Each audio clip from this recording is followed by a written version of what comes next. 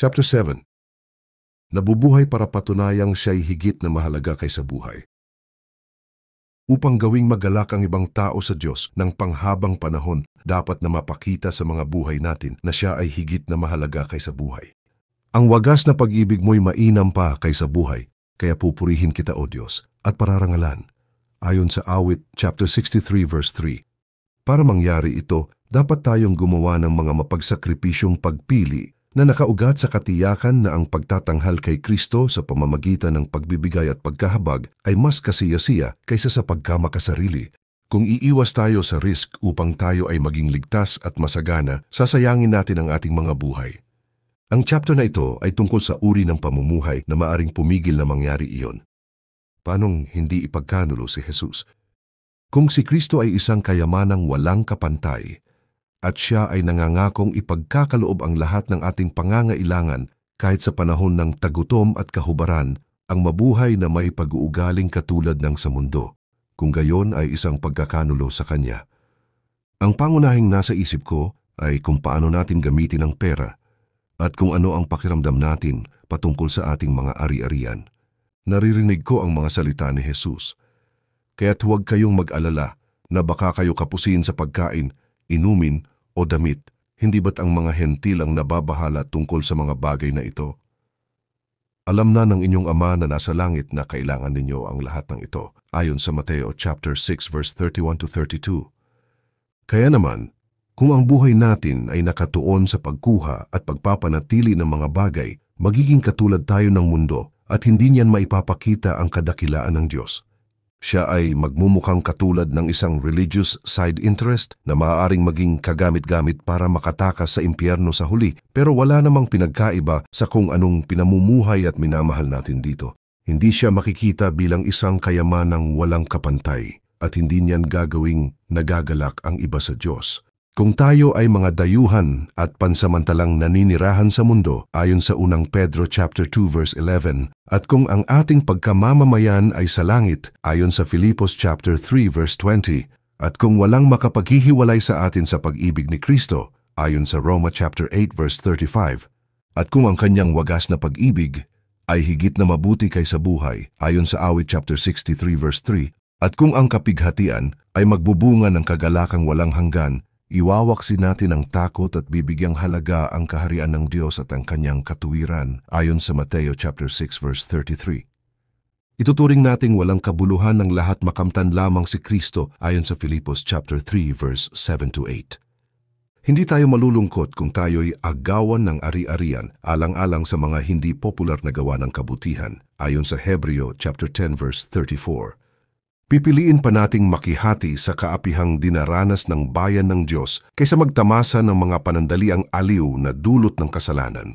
At ituturing natin na higit na mahalaga ang pagtitiis sa hirap dahil sa Mesiyas kaysa ang mga kayamanan ng Ehipto, ayon sa Hebreo chapter 11 verse 25 to 26.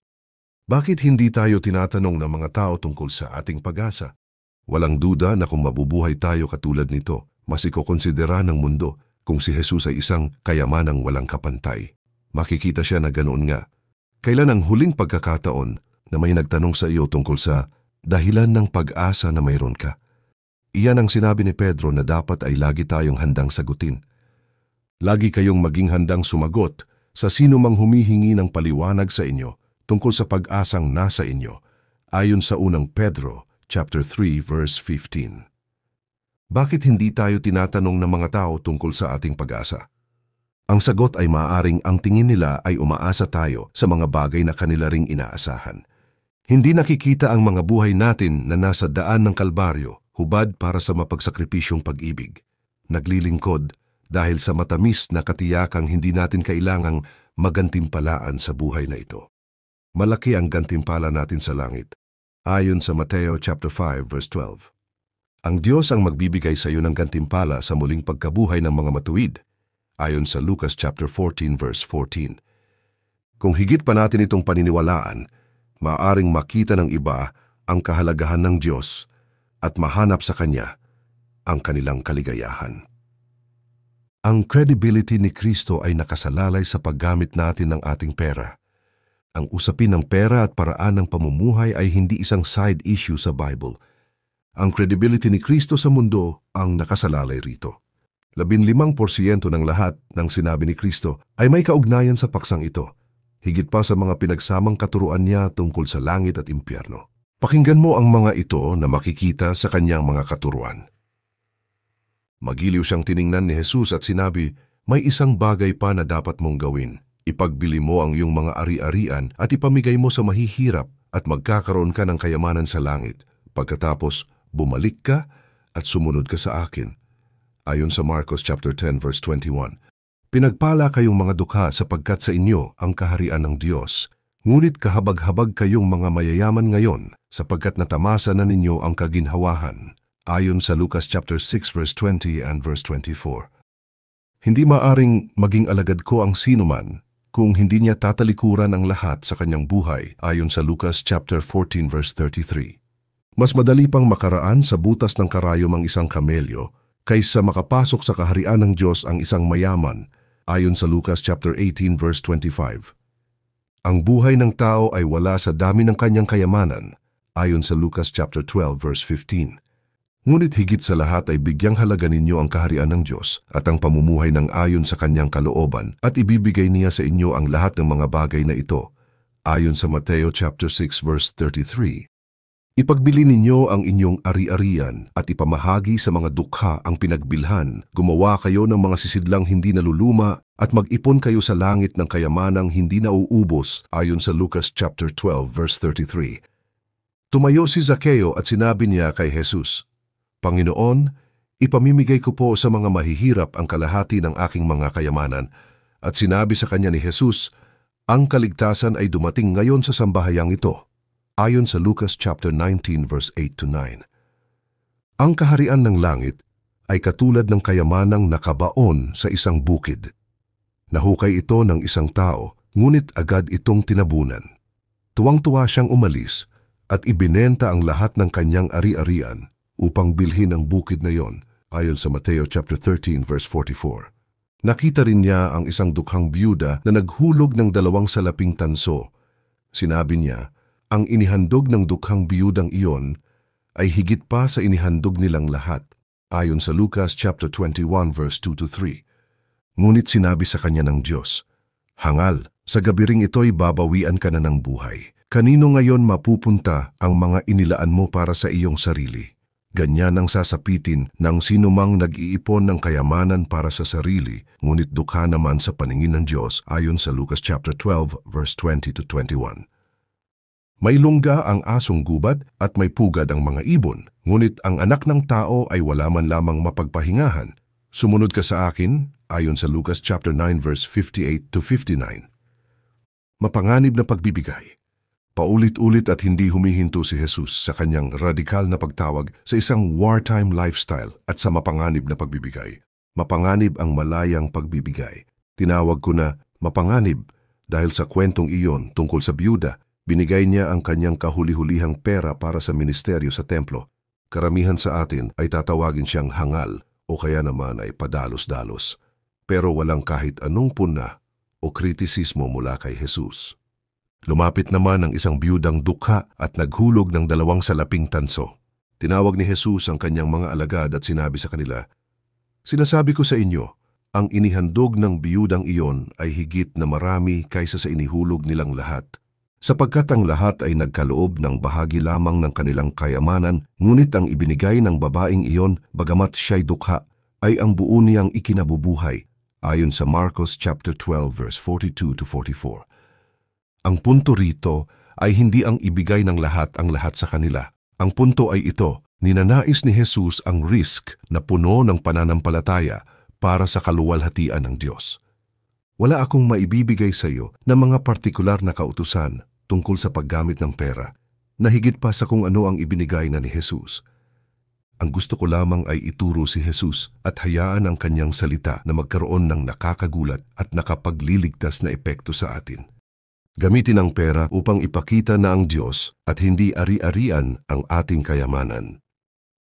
Ang pagbibigay diin ni Jesus tungkol sa pera at ari-arian ay makikita sa buong New Testament. Nariyan ang mga kwento sa Aklat ng mga Gawa, kung saan ay ipinagbili nila ang kanilang mga ari-arian at ang napagbilhan ay ipinamahagi sa bawat isa ayon sa kanyang pangangailangan ayon sa Gawa chapter 2 verse 45. Nariyan ang mga ipinahayag ni Apostol Pablo. Dumanas sila ng matinding kahirapan at ito'y isang mahigpit na pagsubok sa kanila. Ngunit sa kabila ng kanilang paghihikahos, masayang-masaya pa rin sila at bukas ang palad sa pagbibigay. Iniibig ng Diyos ang nagbibigay ng may kagalakan ayon sa 2 Korinto chapter 8 verse 2 at chapter 9 verse 7. Nariyan ang mga salita ni Santiago, ang kapatid ni Jesus. Nalalagas ang kanyang mga bulaklak at kumukupas ang kanyang kagandahan. Gayon din naman, ang mayaman ay mamamatay sa gitna ng kanyang mga kaabalahan, ayon sa Santiago chapter 1 verse 11. Nangingibabaw ang issue na ito dahil ito ay mahalaga para sa patutuo ng church. Kung nais nating magalak ang mga tao sa Diyos, dapat na makita sa mga buhay natin na ang Diyos at hindi ari-arian ang ating kagalakan. Dapat makita sa buhay natin na ang mga ari-arian natin ay ginagamit natin upang magalak ang mga tao sa Diyos, lalo na ang mga pinakanangangailangan. Bakit ko ginamit ang phrase na wartime lifestyle? Minsan ay ginagamit ko ang phrase na wartime lifestyle o wartime mindset. Nakakatulong ang phrase na ito, pero hindi ito balanse.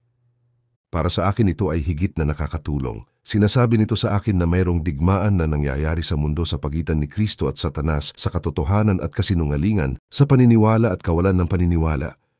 Sinasabi nito sa akin na mayroong mga sandatang kailangang paglaanan at gamitin, ngunit ang mga sandatang ito ay hindi espada o baril o bomba, kundi ang gospel, prayer at self-sacrificing love, ayon sa 2 Korinto chapter 10 verse 3 to 5.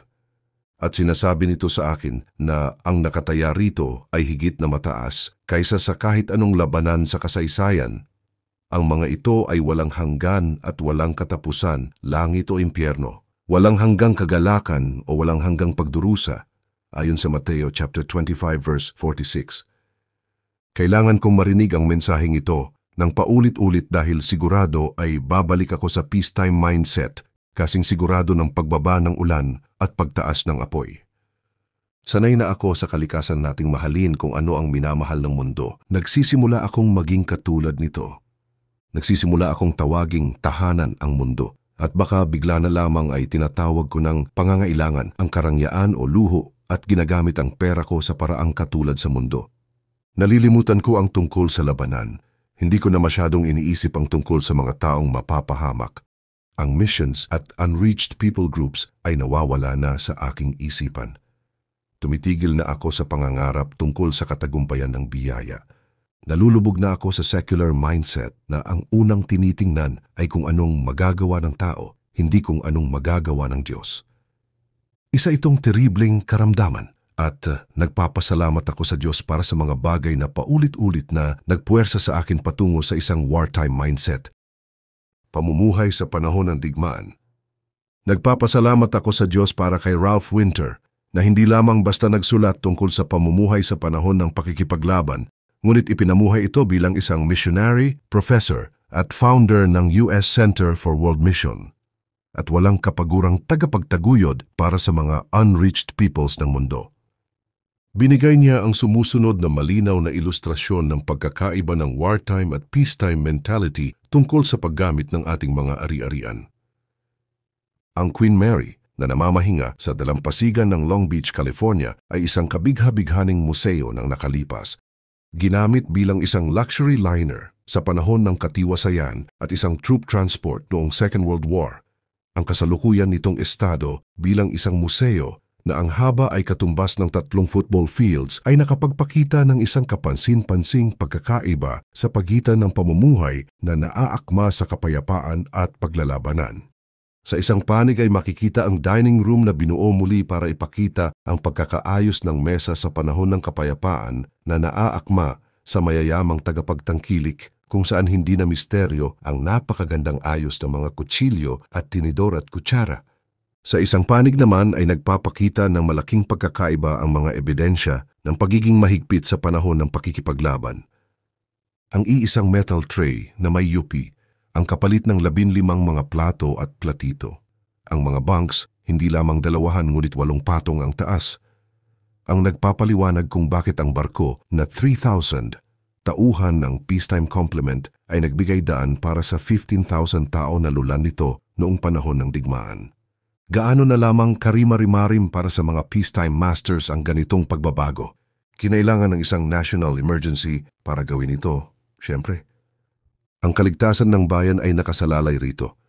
Ang kahulugan ng Great Commission ngayon ay ito, ang kaligtasan ng maraming milyong tao ay nakadepende sa katuparan nito.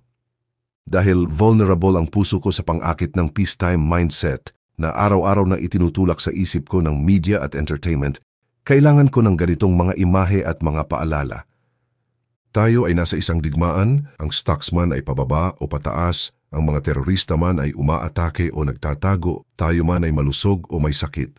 Ang kaginhawaan at sakit ay parehong may lason na handa tayong patayin gamit ang mga sakit ng pagmamataas o kawalang pag-asa. Ang paulit-ulit na babala sa Biblia na maging handa ay naaakma sa larawan ng digmaan. At kailangan ko ang babalang ito araw-araw. Bakit hindi na lang sabihin na simple lifestyle?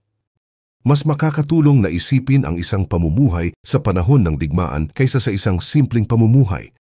Ang simplicity ay maaaring romantic ang dating at may aesthetic appeal na walang kaugnayan sa mahirap na paggawa ng kahabagan sa mga mapanganib na lugar sa mundo. Maaari ring hindi makita ng pagiging simple ang katotohanan na sa panahon ng digmaan, ang malaking pera para sa mga sandata at pagsasanay ng tropa ay kailangan. Maaring hindi ito mukhang simple at maging napakamahal, ngunit ang buong bansa ay nagsakripisyo para mangyari ito. Ang simplicity ay maaring nakatuon sa sarili at maaring walang ibang makinabang dito. Ang wartime lifestyle ay nagpapakita na may isang dakila at karapat-dapat na layunin na siyang dapat pagtuunan at pagpaguran ayon sa 2 Korinto chapter 12 verse 15. Ang pagkawala ng ating mga buhay dahil sa pagtatangkang iligtas ang mga ito. Ang mapagod o mahapo ay maaring malungkot pakinggan, pero hindi ito ganoon. Ito ay nakapagbibigay buhay kapag tayo ay nagpagod at nagsikap na gawing nagagalak sa Diyos ang ibang tao. Itinuro sa atin ni Jesus na ang sinumang nagnanais na magligtas ng kanyang buhay ay mawawalan nito. Ngunit ang mawalan ng kanyang buhay alang-alang sa akin at sa magandang balita ay magkakamit nito, ayon sa Marcos chapter 8 verse 35. Ito ay may application sa mga individual na nasa kanilang daan patungong langit at sa mga kulturang papunta na sa pagkalipol o extinction. Muling inilarawan ni Ralph Winter, ang Amerika ngayon ay isang save yourself na uri ng lipunan kung mayroon ngang ganoong lipunan. Pero epektibo ba talaga ito? Ang mga hindi maunlad na lipunan ay nahaharap sa isang grupo ng mga karamdaman, tuberculosis, malnutrition, pneumonia, parasites, typhoid, cholera, typhus, at iba pa. Ang maunlad na Amerika ay nagimbento ng isang bagong grupo ng mga karamdaman, labis na katabaan, arteriosclerosis, sakit sa puso, stroke, lung cancer, venereal disease, liver cirrhosis, drug addiction, alcoholism, divorce, mga batang inaabuso, suicide at murder. Mamili ka. Ang mga makinarya upang mapadali ang pagtatrabaho ay naging mga gamit na pumapatay ng katawan. Ang ating kasaganaan ay nagpahintulot sa pagpapalipat-lipat at pagkabukod ng nuclear family at bilang resulta ay napupuno ang ating mga divorce courts, kulungan at mental institutions. Sa pagliligtas sa ating mga sarili, muntik na nating maiwala ang ating mga sarili. Maliligtas tayo sa maraming paraan kung gagamitin natin ang ating mga ari-arian para gawing nagagalak sa Diyos ang mga pinakamahihirap. Patutunayan nito na si Kristo ang ating kayamanan at sa gayon ay pananatilihin tayo sa daan patungong langit at babaguhin nito ang ating lipunan na pinakikilos ng nakamamatay na pagnanais na pasayahin ang sarili ng walang kagalakan kay Kristo at walang pagmamahal sa mga nangangailangan. Para iligtas tayo sa trahedyang ito, dapat nating pag-isipang mabuti ang kahalagahan ng wartime lifestyle. Digmaan sa microbiological level. Malapit na sa katapusan ng kanyang buhay, nagwagayway muli ng bandera ng pakikipaglaban si Ralph Winter at karapat-dapat itong iwagayway sa puntong ito. Maaari itong gamitin ng Diyos para dalhin ka sa direksyon ng ministeryo na hindi mo naisip o nakita na isang ministeryo. Tinatawag ni Winter ang ating atensyon sa mga epekto ng kasalanan at ni Satanas sa level na pang-microscope kung saan nangyayari ang pinaka-nakakakilabot na pagkasira ng mabuting nilikha ng Diyos. Kakilakilabot na ginamit ni Satanas ang kanyang mapagrebeldeng kalayaan sa pagbuo ng mga mapanirang germs at viruses sa microbial level na sa ngayon ay sanhi ng 1/3 ng lahat ng kamatayan sa planeta. Ang tinawag ng Bible na simpleng salot ay isang salot o peste sa parehong hayop at tao, ngunit malinaw na hindi ito kinikilala ng ating popular theology bilang isang gawain ni Satanas na inaasahan ng Diyos na ating lalabanan bilang bahagi ng kanyang misyon. Ngunit kung ang mga misyonero ay hindi nangangaral tungkol sa isang Diyos na interesado sa lahat ng paghihirap, lahat ng pagkabaluktot ng kanyang malikhaing gawa, sa lahat ng level na ito, mali ang ating pagrepresenta sa kabuuang saklaw ng kanyang pag-ibig at pagmamalasakit, ang kanya mismong kalikasan. Sa Vietnam, halos 10 Amerikano ang namatay araw-araw sa loob ng 10 taon ng digmaang iyon. At ang ating pamahalaan ay nagbuhos ng hindi mabilang na bilyon sa labanang iyon para palayain ang ating mga kababayan mula roon. Ngunit ngayon hindi 10 kundi 1,500 na Amerikano ang namamatay araw-araw dahil sa cancer. Subalit sentimos lamang ang inilaan ng ating pamahalaan sa direksyong yan. 80% ay inilalagay sa HIV at AIDS research. Ang 20% na para sa cancer research ay halos napupunta lahat sa pagsusuri ng mga treatments at hindi sa prevention o kung paano ito maiiwasan. Ang pagkaunawa ko ay lahat ng 40 projects ng Federal National Cancer Institute ay nakafocus sa chemo at radiation treatments at hindi sa prevention. Para tayong naipit sa 150 Vietnam Wars ng sabay-sabay, kung ang papansinin ay ang bilang ng kamatayan sa pakikipaglaban, at pagkatapos ay umaakto tayo na para bang walang digmaang nangyayari. Paano magigising ang kamalayan ng Amerika na 1/3 ng lahat ng kababaihan at kalahati ng lahat ng kalalakihan ay magkakaroon ng cancer bago sila mamatay? Ito ay lubos na sang-ayon sa intensyon ng librong ito na maririnig ng libu-libong Kristiyano ang hamong ito mula kay Dr. Winter at ibigay ang kanilang buhay sa science at research at gayon din sa medical missions upang makipagdigmaan laban sa sakit at paghihirap at sa ganoon ay ipakita ang kagandahan at kapangyarihan ni Kristo. Anong uri ng mga pagsasakripisyo ang dapat nating gawin para sa nasabing pakikipaglaban sa kaaway? Noong mahalaga ang bobby pin, nakita natin ang mga sakripisyong ginawa ng mga military people noong panahon ng World War II. Ngunit hindi lamang ang military ang nagbago ng kanilang prioridad, ginawa ito ng buong mundo at dapat na gawin ngayon ng buong church. Noong panahon ng World War II, ang buong bansa ay tila bigla na lamang nagising sa kanilang pananamlay na dala ng Depression era. Ang bawat isa ay nagnais na makatulong. Ang goma ay kailangan para sa pakikipaglaban, gayon din ang gasolina at metal. Ang isang basketball game ng mga kababaihan sa Northwestern University ay pinahinto para hanapin ng mga referee at lahat ng 10 manlalaro sa sahig ang isang nawawalang bobby pin. Tumulong ang mga Amerikano para sumuporta sa programa ng pagrarasyon at ang mga anak nila ay naging volunteers sa iba't ibang collection drives. Hindi lumaon ay naging kaunti na ang supply ng mantikilya at gatas pati ang mga pagkaing delata at karne. Naging madalang rin ang mga sapatos at papel at seda. Ang mga tao ay nag-alaga ng mga Victory Gardens at nag-drive sa Victory Speed na 35 milya kada oras para makatipid sa gasolina. Naging popular ang kasabihan na, use it up, wear it out, make it do, or do without. Masusing sinunod ang mga air raid sirens at blackouts. Nagsakripisyo ang Amerika. Ang mga ganyang imahe ay napakamakapangyarihan para sa akin. Dahil sa mga ito ay nakikita ko ang kahalagahan ng kalayaan at kasaganaan. Pero una pa riyan, ang mga ito ay sumasaway sa aking walang kabuluhang pamumuhay at nagiging inspirasyon na magkaroon ng pakinabang ang buhay ko ng higit kaysa kaginhawaan at makamundong tagumpay. Isang bagay na nakapagtatanghal sa Diyos at pangwalang hanggan. Hindi balanse ang gawin itong usapin ng digmaan. Pero inaamin ko, katulad ng sinabi ko, na ang terminong wartime lifestyle o wartime mindset ay hindi balanse o lopsided. Pagkatapos ng isang sermon kung saan ginamit ko ang mga salitang ito, may isang taong sumulat sa akin at nagtanong, Kapag binigyang diin mo ang imagery ng pamumuhay sa gitna ng digmaan, nag-iiwan ka ba ng puwang para sa mga aspeto ng buhay na hindi bahagi ng digmaan, katulad ng sining at paglilibang? Hindi ba't mayroon pang ibang imahe ng buhay Kristiyano na mas mapayapa o tahimik kaysa sa digmaan? Ito ang sagot na binigay ko sa aking sumunod na mensahe. Ang sagot ay oo, sigurado naman, na may iba pang imahe ng buhay Kristiyano na mas mapayapa o tahimik. Si Yahweh ang aking pastol, hindi ako magkukulang. Pinapahimlay niya ako sa luntiang pastulan at inaakay niya sa tahimik na batisan. Ayon sa Awit chapter 23 verse 1-2. Iyan ay isang imahe na ibang-iba kumpara sa mga bombang bumabagsak at dugong umaagos. Lumapit kayo sa akin, kayong lahat na nahihirapan at lubhang nabibigatan sa inyong pasanin, at kayo'y bibigyan ko ng kapahingahan, ayon sa Mateo chapter 11 verse 28. Ako ang inyong Diyos.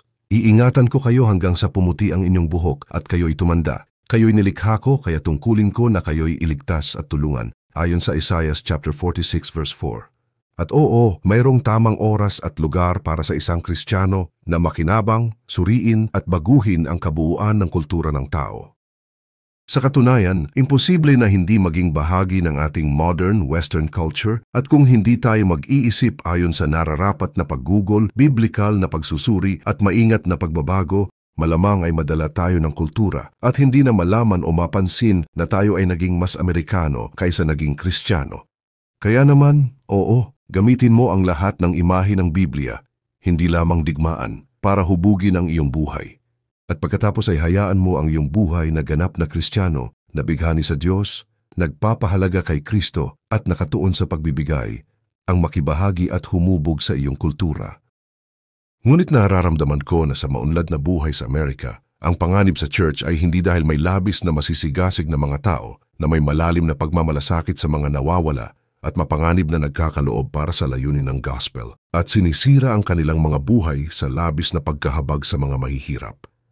Dahil para sa bawat isang Kristiyanong walang ingat na sinisira ang kanyang sarili at ang kanyang pamilya, dahil sa pagsisigasig na wala sa tamang direksyon, sa tingin ko ay may 1,000,000 tao na nakikipamuhay sa mundo, na ang trato kay Jesus ay isang helpful add-on, pero hindi bilang isang pinakamakapangyarihang hari ng pag-ibig na kasiya-siya sa lahat. Ang mapanirang pag-iwas. Ang isa sa mga marka nitong peacetime mindset ay ang tinatawag kong avoidance ethic. Sa panahon ng digmaan ay mas nagtatanong tayo tungkol sa kung ano ang dapat gawin sa ating buhay kaysa kapag panahon ng kapayapaan. Tinatanong natin, ano ang dapat kong gawin para sa pagsulong ng mabuting layunin? Ano ang dapat kong gawin para magtagumpay? Anong sakripisyo o kaya ay risk ang maaari kong gawin para ipaglaban ang kagalakan ng pagtatagumpay? Sa panahon ng kapayapaan, ang itinatanong natin ay, ano ang maaari kong gawin para maging mas komportable, para mas makapagsaya, para iwasan ang problema at, posible pa, para maiwasan ang kasalanan? Kung tatanggapin natin ang kabayaran at makikipagsapalaran tayo upang gawing nagagalak ang ibang tao sa Diyos, hindi lang pag-iwas ang ginagawa natin, nilalagpasan pa natin ang avoidance ethic. Ang ganitong paraan ng pamumuhay ay lubhang kulang para gisingin ang mga tao sa kagandahan ni Kristo. Ang pag-iwas sa mga nakakatakot na kaguluhan at pinagbabawal na kilos o ugali ay hindi nakakapagpahanga sa kahit sino. Ang mismong avoidance ethic ay hindi nakakapagbigay papuri kay Kristo o luwalhati sa Diyos. Maraming mga disiplinadong hindi mananampalataya ang umiiwas sa parehong gawaing iniiwasan ng mga Kristiyano. Tinatawag tayo ni Jesus sa isang bagay na higit na radikal kaysa riyan. Ang mga maling katanungan at ang mga tamang katanungan. Ang mga taong kontento sa avoidance ethic ay karaniwang nagtatanong ng maling katanungan tungkol sa behavior. Tinatanong nila, ano ang mali dito? Anong mali sa pelikulang ito? O sa tugtog na ito? O sa larong ito? O sa mga kasamang ito? O sa paraang ito ng pagpapahinga? O sa investment na ito? O sa restaurant na ito? O sa pamimili sa tindahang ito? Anong mali sa pagpunta sa cabin tuwing weekend o sa pagkakaroon ng cabin? Bihira na ang ganitong uri ng katanungan ay magdudulot ng isang pamumuhay na itinatanghal si Kristo bilang kasiyasiya sa lahat at ginagawang magalak ang ibang tao sa Diyos. Ito ay nagreresulta lamang sa listahan ng mga hindi dapat gawin. Sinusuportahan lamang nito ang avoidance ethic. Ang mas nararapat na tanong tungkol sa behavior ay, paano ako nito tutulungang higit na pahalagahan si Kristo? Paano ako nito matutulungan na maipakita na pinapahalagahan ko si Kristo? Paano ako nito matutulungan na makilala si Kristo o maitanghal si Kristo? Sinasabi ng Biblia, kaya nga kung kayo'y kumakain o umiinom o anuman ang ginagawa ninyo, gawin ninyo ang lahat sa ikararangal ng Diyos ayon sa 1 Korinto chapter 10 verse 31. Kaya ang tanong ay mas positibo kaysa negatibo. Paano ko mailalarawan ang Diyos na maluwalhati sa gawang ito? Paano ako magagalak na siya'y bigyang halaga sa ugaling ito? Ang pag-iwas sa gulo at ang pagkakaroon ng quality family time ay hindi buhay. O ilang mga buhay ang nasasayang na mga taong naniniwala na ang buhay Kristiyano ay tungkol lamang sa pag-iwas, sa kasamaan at pagpo-provide para sa pamilya.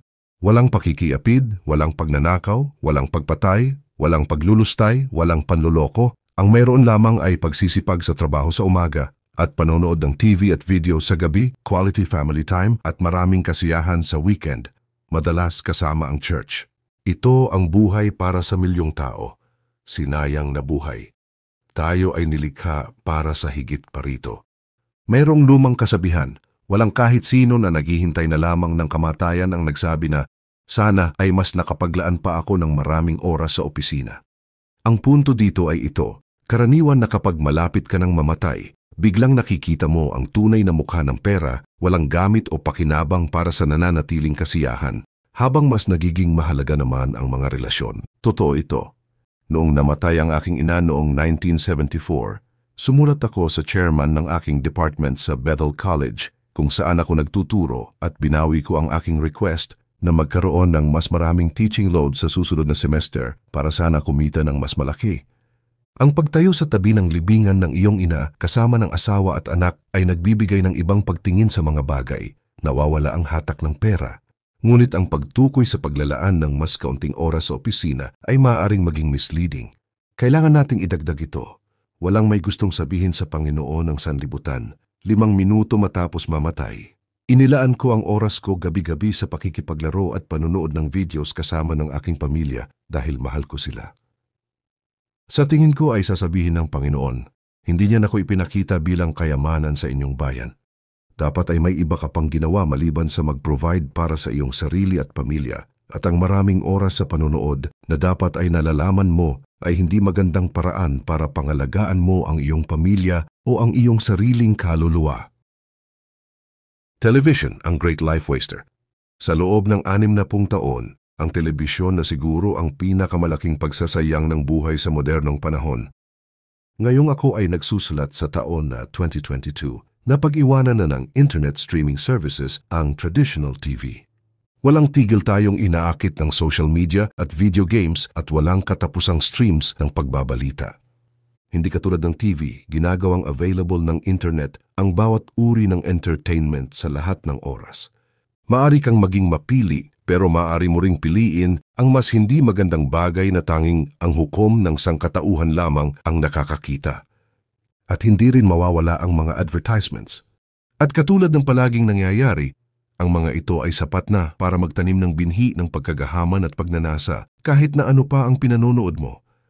Ngunit ang higit na problema sa TV, ads, games at libu-libong videos ay ang banality o pagiging ordinaryo na nito. Ang isipang araw-araw na pinapasukan ng mga walang kabuluhang bagay ay lumiliit. Ang iyong isip ay nilikha para makilala at mahalin ng Diyos. Ang kakayahan nito para sa ganitong dakilang pagkatawag ay nasisira ng labis na entertainment. Ang mga nilalaman nito ay talagang walang kabuluhan at napakababaw, kaya ang kakayahan ng isip na mag-isip ng mga karapat-dapat na bagay ay nawawala. At ang kakayahan ng puso na makaramdam ng malalim na emosyon ay humihina. Ipinakita ni Neil Postman kung bakit. Ito ang nangyayari sa Amerika. Ginagawang basura ng telebisyon ang lahat ng seryosong public business, hinahamak ng telebisyon ang exposition na seryoso, sistematiko, rational at komplikado. Sa halip ay inaalok nito ang paraan ng talakayan, kung saan ang lahat ay madali, simple, konkreto at higit sa lahat, entertaining. Bilang resulta, ang Amerika ay ang unang kultura sa mundo na nanganganib na mamatay sa paglilibang. Ang kawalang bigat ng Diyos. Dahil tayo ay nabubuhay sa isang mundo na nilikha ng telebisyon, halos imposible na makita kung ano ang nangyari sa atin. Ang tanging pag-asa ay ang mabasa kung paano nabuhay ang mga tao sa mga nakaraang siglo. Ang mga biographies ay isang magandang lunas sa cultural myopia at chronological snobbery, o ang mas paghanga sa sariling kultura at makabagong panahon. Halos hindi na natin makayang tanggapin at gamitin ang kahit anong dakilang katotohanan ng may paggalang at kalaliman. Ang mga dakilang bagay, lalo na ang kaluwalhatian ng Diyos, katulad ng sinabi ni David Wells, ay nanatili na may tila kawalan ng bigat o weightlessness kahit sa church. Isa sa mga matutukoy na marka ng ating panahon ay ito. Ang Diyos ngayon ay nawalan na ng bigat. Hindi ko ibig sabihin na siya ay ethereal, kundi siya ay naging walang halaga. Siya ay naging walang kabuluhan sa mundo na halos hindi na mapansin. Nawala na ang kanyang kahalagahan para sa buhay ng mga tao. Sila na tinitiyak sa mga survey ang kanilang paniniwala sa existence ng Diyos ay maaaring ikonsidera siya na hindi mas interesting kaysa sa telebisyon. Ang kanyang mga kautusan na hindi mas makapangyarihan kaysa sa kanilang pagnanais para sa kasaganaan at impluensya. Ang kanyang paghuhukom na hindi mas nakakamangha kaysa sa mga balita sa gabi. At ang kanyang katotohanan ay hindi mas compelling kaysa sa flattery at kasinungalingan ng mga advertisers. Iyan ay weightlessness. Ito ay isang kondisyon na itinalaga natin sa kanya dahil binaliwala natin siya at nilagay lamang sa gilid ng ating sekular na buhay. Walang sinasabi ang weightlessness tungkol sa Diyos, pero sinasabi nito ang lahat tungkol sa ating sarili, tungkol sa ating kondisyon, tungkol sa ating psychological disposition na alisin ang Diyos sa ating realidad. Paghihiwalay sa Sudan at sa Pantyhose, nawala na sa atin ang kakayahang makita at namnamin ang pagiging komplikado ng katotohanan at ang lalim ng pagiging simple. Ipinaliwanag ni Douglas Groothuis ang koneksyon sa pagitan ng kahinaang ito at ng telebisyon. Ang tagumpay ng imahe sa telebisyon laban sa salita ay nagko-contribute sa kawalan ng lalim ng kamalayan sa postmodern times. Hindi maaaring pagnilayan ng isang tao ang isang programa sa telebisyon na katulad kung paano pag-isipan ng isang tao ang isang karakter kay William Shakespeare o C.S. Lewis o ang isang parable ni Blaise Pascal o isang linya sa tula ni T.S. Eliot katulad ng "But our lot crawls between dry ribs to keep its metaphysics warm." Walang kahit sino sa telebisyon ang makapagsasambit ng seryoso sa ganitong linya. Ito ay magiging bad television. Masyadong abstract, masyadong poetic, masyadong malalim at hindi entertaining. Hindi lamang yan. Ang mga imahe ay lumilitaw at nawawala at lumilitaw muli ng walang akmang rasyonal na konteksto. Ang pagtatangka sa isang seryosong pagbabalita tungkol sa pang-aalipin sa Sudan ay sinundan ng isang masiglang advertisement para sa Disneyland, na sinundan ng isang apela para bumili ng pantyhose na gagawing kaakit-akit ang kahit na sinong babae at iba pa. Paulit-ulit at nakakasawa. Kaya naman, ang isang taong nakatayo sa harap ng Diyos kasama ng kanyang iniingatang avoidance ethic at ang kanyang protesta na hindi siya naglaan ng labis na oras sa pagtatrabaho kundi umuuwi at nanonood ng TV kasama ng kanyang pamilya ay hindi makakaligtas sa pagsasakdal sa kanya ng pagsayang sa kanyang buhay. Sinaway ni Jesus ang kanyang mga disciples gamit ang mga salita na madaling mai-apply sa taong ito. Kahit ang mga makasalanan ay nagtatrabaho ng mabuti, umiiwas sa malalang kasalanan, nanonood ng TV sa gabi at gumagawa ng masasayang bagay tuwing weekend. Ano pa ang ginagawa mo na iba kaysa sa iba? Tingnan ang Lucas chapter 6 verse 32 to 34 at Mateo chapter 5 verse 47. Kahanga-hangang sakripisyo para sa ibang layunin. Sa katunayan, sa panahon ng digmaan, ang mga makasalanan ay madalas na tumitindig sa pambihirang level ng pagsasakripisyo para sa mga layuning hindi maikukumpara kay Kristo. Ang pinakadakilang layunin sa mundo ay ang buong kagalakang iligtas ang mga tao mula sa impyerno. Maibigay ang kanilang pangangailangan dito sa mundo, gawin silang nagagalak sa Diyos. At gawin ito ng may mabuti at seryosong kaligayahan na naipapakita si Kristo bilang siyang tunay na kayamanan. Walang digmaan sa mundo ang ipinaglaban para sa nakahihigit na layunin o mas dakilang hari. Ngunit anong mapangahas na pakikipagsapalaran at pagsasakripisyo ang napukaw ng mas maliliit na mga layuning ito? Noong February 19 taong 1945, nagsimula ang labanan para sa Iwo Jima. Ito ay isang islang tigang, 8 miles square ang laki, nasa 600 miles sa timog ng Tokyo, at binabantayan ng 22,000 na mga Hapon na handang ipaglaban ito hanggang kamatayan. Pinoprotektahan nila ang 2 airstrips na kailangan ng Amerika sa strategic effort para pigilan ang pagsalakay ng mga Hapon pagkatapos ng Pearl Harbor at mapanatili ang kalayaang pinakaiingatan ng Amerika. Ito ay isang mataas na layunin at ang matapang na pagsasakripisyo ay nakakamangha. Ang statistics ay nagpapakita ng sakripisyo na ginawa ng 2nd Battalion ni Colonel Johnson. 1,400 na mga lalaki, karamihan ay mga teenagers pa, ang dumating noong D-Day. 288 na mga pamalit ang inilaan habang nagpapatuloy ang labanan. Sa kabuuan ay 1,688. Sa mga ito, 1,511 ang namatay o nasugatan. Tanging 177 ang nakalabas sa isla. At sa 177, 91 ang nasugatan ng isang beses o higit pa at pagkatapos ay bumalik sa digmaan. 22 mga sasakyan na punong-puno ang kinailangan para dalhin ang 5th Division sa isla. Ang mga nakaligtas ay nagkasya sa 8 paalis na mga barko. Ang mga Amerikano ay nakapatay ng 21,000 na Hapon, ngunit 26,000 ang namatay sa paggawa nito.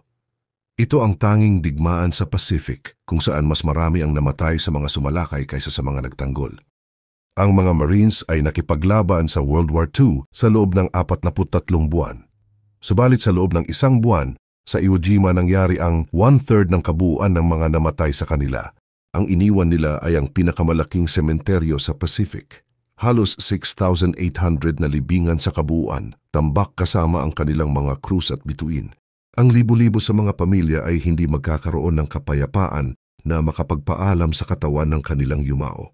Tanging ang impormasyon lamang na ang Marine ay namatay sa pagsunod sa kanilang tungkulin at nailibing sa lupa, nakahanay sa isang hilera at may numero sa kanyang libingan. Si Mike ay nakalibing sa Plot 3, Row 5, Grave 694. Si Harlon ay sa Plot 4, Row 6, Grave 912. Si Franklin sa Plot 8, Row 7, Grave 2189. Kapag naiisip ko si Mike, Harlon at Franklin, naiisip ko ang mensaheng inukit ng isang tao sa labas ng sementeryo. Sa iyong pag-uwi, para sa amin ay sabihin mo sa kanila, para sa inyong kinabukasan, ibinigay namin ang aming kasalukuyan. O Panginoon, huwag mo akong hayaang sayangin ang buhay ko. Talagang naantig ako sa katapangan at pagbubuwis ng buhay sa Iwo Jima. Habang binabasa ko ang mga pahina ng kasaysayan, ang lahat sa akin ay humihiyaw, O Panginoon, huwag mo akong hayaang sayangin ang buhay ko. Hayaan mo akong makarating sa aking hangganan, malapit man o kung malayo pa, at masabi ko sa isang pamilya, isang iglesia, isang bayan, at sa mga unreached peoples ng mundo, para sa inyong kinabukasan, binigay ko ang aking kasalukuyan. Hindi lamang para sa kinabukasan sa mundo, kundi para sa hindi mabilang na kinabukasan ng inyong lumalagong kagalakan sa Diyos. Habang mas malapitan kong nakikita ang bawat individual na sundalo sa kasaysayan ng World War II, mas lalo akong nakaramdam ng passion na gawing makabuluhan ang aking buhay at mamatay ng may kaganapan. Habang ang maulang umaga ay tumungo pahapon at ang labanan ay naantala, patuloy na namamatay ang mga Marines. Karaniwan ay mga medics ang namamatay habang sinusubukan nila na magligtas ng buhay. Si William Hoops ng Chattanooga ay nakayuko sa tabi ng medic na si Kelly na naglagay ng kanyang ulo sa itaas ng protective ridge at nilagay ang binoculars sa kanyang mga mata nang mabilisan lamang para makita ang sniper na umaatake kung saan siya naroon. At sa mabilis na sandaling iyon ay tinamaan siya ng sniper sa kanyang Adam's apple. Si Hoops, na isa ring pharmacist, ay nag-struggle para iligtas ang kanyang kaibigan. Kinuha ko ang aking forceps at ipinasok ito sa kanyang leeg para maabot ang bala at alisin ito. Pagsasaad ni Hoops. Bumubulwak ang kanyang dugo, hindi siya makapagsalita, pero nakatingin sa akin ang kanyang mga mata. Alam niya na sinusubukan kong iligtas ang buhay niya. Sinubukan ko ang lahat. Hindi ko magawa. Sinubukan ko. Masyadong madulas ang dugo. Hindi ko makuha ang ugat. Pinipilit ko iyong magawa. At sa lahat ng panahon ay nakatingin lang siya sa akin. Nakatingin siya ng diretso sa aking muka. Ang huling bagay na ginawa niya, habang pakonti na ng pakonti ang pagbulwak ng kanyang dugo, ay ang tapikin ako sa braso na parabang nagsasabi na, okay lang yan. At pagkatapos ay namatay na siya.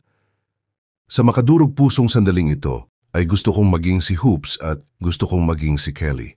Gusto kong masabi sa mga naghihirap at napapahamak, sinubukan ko ang lahat, pinipilit ko yung magawa.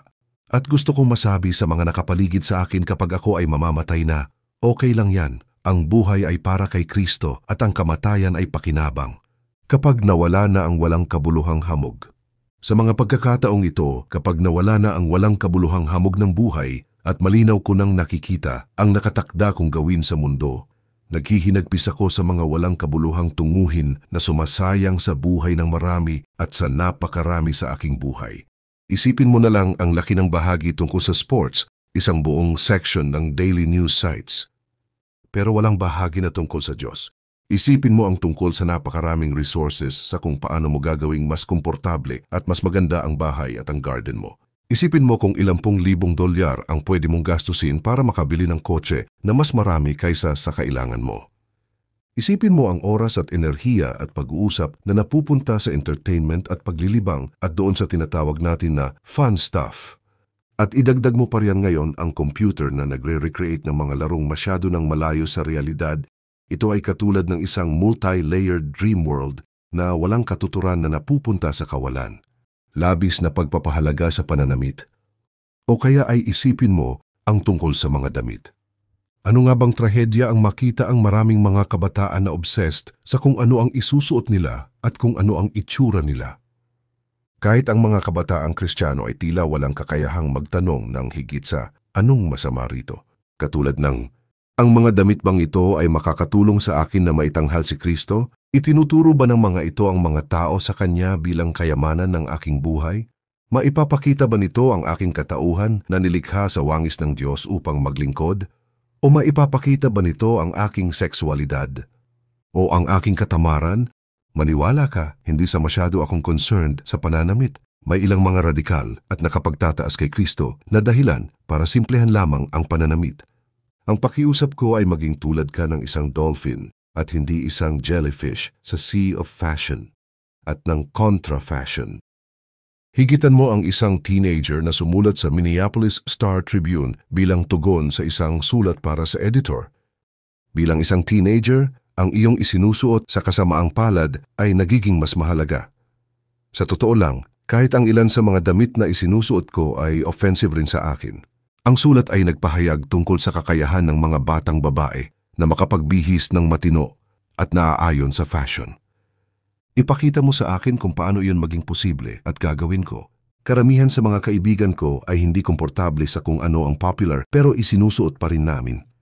Mahirap ang mag-stand out at hindi palaging sulit ito. Sinasabi ng lipunan na dapat kaming maging iba pero nakakasabay sa karamihan. Paano ka magbibihis para bigyang kasiyahan ang iyong sarili, ang iyong mga magulang at mga kaibigan? Hindi mo ito magagawa.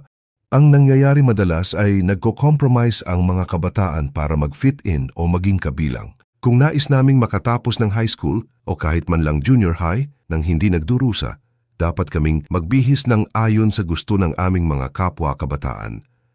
Kami ang mga susunod na pinuno ng bayang ito. At dapat naming makita kung naging anong uri ng tao kami at magbago. Nasaan ang mga kabataang radikal para kay Kristo? Noong nakatayo ako sa baybayin ng Iwo Jima at hinayaan ang aking sarili na i-reenact ang mga oras na iyon ng katapangan at sakripisyo at alalahanin ng mga bata pa sila, hindi ko maintindihan ang mga walang halagang kaabalahan ng karamihan sa American life. Ang isa sa kanila ay talaga namang bata pa. Binasa ko ang kwento niya at gusto kong magsalita sa bawat youth group sa Amerika at sabihin, gusto mong makita kung ano ang cool? Gusto mong makakita ng higit pa sa 1,000 beses na mas impressive kaysa sa isang triple-double? Well, makinig ka sa kwento ni Jacqueline Lucas. Pumasok siya sa Marines sa edad na 14, nadaya niya ang mga recruits sa kanyang matipunong pangangatawan. Nabigo siya dahil naatasan siya na magmaneho ng truck sa Hawaii. Gusto niyang makipaglaban. Tumakas siya lulan ng isang sasakyan palabas ng Honolulu at nakaraos lamang sa mga pagkain na binigay sa kanya ng mga naaawa sa kanya na lulan din ng sasakyan. Nakarating siya noong D-Day sa Iwo Jima nang walang dalang baril. Kinuha lamang niya ang isa na nandoon sa tabing dagat at nakipaglaban siya para makapasok sa isla. Ngayon, noong D+1, si Jack at ang 3 kasamahan ay gumagapang sa kanal nang biglang may 8 Hapon na tumalon sa harapan nila. Binaril ni Jack ang isa sa ulo. Pagkatapos ay biglang naipit ang kanyang baril. Habang siya ay nahirapan sa kanyang baril, may isang granada na gumulong sa paa niya. Sumigaw siya bilang babala sa iba at ibinaon ang granada sa malambot na abo. At bigla na lamang na may isa pang granada ang gumulong papunta sa kanya. Si Jack Lucas, edad 17, ay bumagsak sa parehong granada. Luke, mamamatay ka. Naalala niya na siya niyang naisip. Lulan ng hospital ship na Samaritan, hindi makapaniwala ang mga doktor. Siguro ay masyado pa siyang bata at masyadong matibay para mamatay. Sabi ng isa, napagtagumpayan niya ang 21 reconstructive operations at naging pinakabatang nagkamit ng Medal of Honor at ang tanging high school freshman na tumanggap nito. Habang binabasa ko yan, naisip ko ang lahat ng mga bagay na iniisip ng mga nasa high school na cool. Umupo ako at naisip ko, "Oh Panginoon, sino ang haharap sa kanila at magbibigay sa kanila ng isang dahilan para mabuhay?" Sinasayang nila ang araw nila sa pangangarap sa mga bagay na walang kabuluhan, sa kagustuhan na magmukhang cool o magsalita na parang cool o lumakad na parang cool. Wala silang kaalam-alam kung ano ang ibig sabihin na maging cool. Isa pang kwento para liwanagin kung ano ang maging cool. Ito ay tungkol kay Ray Dollins, isang fighter pilot sa Iwo Jima. Ang unang bugso ng mga Amtrak ay patungo sa tabing dagat. Tinatapos ng mga Marine fighter planes ang kanilang pag-atake mula sa mababang posisyon.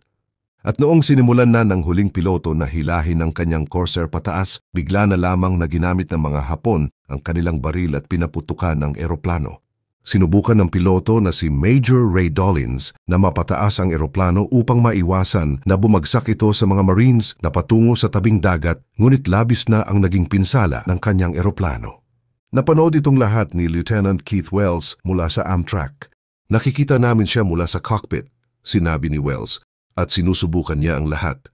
Siya ay pabulusok pababa sa grupo ng parating na trucks na puno ng mga Marines. Sa huling segundo ay pinabaliktad niya ang eroplano at dinirekta papunta sa tubig sa pagitan ng dalawang tangke.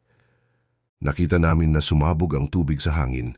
Hindi lamang nakita ng mga military personnel na nakikinig sa flight radio network mula sa mga barko ang pagbagsak ni Dollins, narinig din nila ang kanyang mga huling pinahayag mula sa kanyang mikropono. Ang mga ito ay isang mapanlabang pagpapatawa. O kay gandang umaga, o kay gandang araw. Talagang nararamdaman ko lahat ay nangyayari ayon sa gusto ko. Siyempre, hindi natin ginagamit ang salitang cool para ilarawan ang tunay na kadakilaan. Isa itong maliit na paglalarawan para rito. At iyan nga ang punto. Wala itong halaga. At para riyan nabubuhay ang milyong mga kabataan. Sino ang kukumpronta sa kanila ng may urgency at may mga luha? Sino ang makikiusap sa kanila na huwag sayangin ang kanilang mga buhay? Sino ang haharap at sasaway sa kanila at magmamahal sa kanila ng sapat para ipakita sa kanila ang isang buhay na labis na radikal at totoo at may halaga at nakababad kay Kristo at mararamdaman nila ang kawalan at kawalang katuturan ng kanilang mga social media feeds at mga walang kabuluhang usapan tungkol sa mga celebrities? Sino ang gigising sa natutulog at hindi nagagamit na bahagi ng kanilang mga kaluluwa, isang pagnanais na hindi sayangin ang kanilang mga buhay? Ang pakiusap ng puso ko. Napapatayin ng mga bata at mga matatanda ang kanilang telebisyon, maglalakad ng mahaba at mangangarap tungkol sa mga gawa ng katapangan para sa isang layunin na 10,000 beses na mas mahalaga kaysa sa kalayaan ng Amerika, kahit gaano pa iyon kahalaga. Kung tayo ay mangangarap at mananalangin, hindi ba sasagot ang Diyos? Ipagkakait ba niya sa atin ang isang buhay na may nagagalak na pag-ibig at habag at sakripisyo na nagtatanghal kay Kristo at ginagawang nagagalak ang ibang tao sa Diyos? Nakikiusap ako sa iyo, habang ito rin ang panalangin ko para sa aking sarili, maging determinado kang sumama kay Jesus sa daan ng Kalbaryo. Kaya't pumunta tayo sa Kanya sa labas ng kampo at magtiis din ng kahirapang Kanyang tiniis, sapagkat hindi rito sa lupa ang tunay na lungsod natin at ang hinahanap natin ay ang lungsod na darating, ayon sa Hebreo chapter 13 verse 13 to 14. Kapag nakita nila ang ating mapagsakripisyong pag-ibig na nagliliwanag sa kagalakan, hindi ba nila sasabihing, dakila si Kristo?